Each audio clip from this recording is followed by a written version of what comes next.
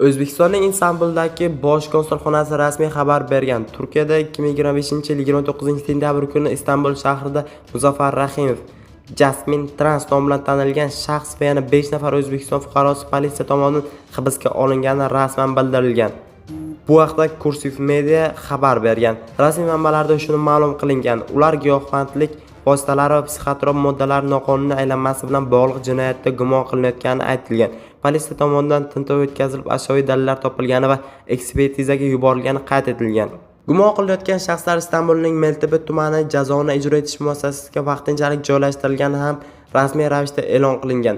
Muhim narsa, hozircha rasmiy manbalarda u sudlangan yoki uzoqqa qamaldi kabi yakuniy hukm haqida tasdiqlangan ma'lumot e'lon qilinmagan. Tergov hali davom etmoqda va sud qarori haqida rasmiy huquqiy xabarlar chiqmagan.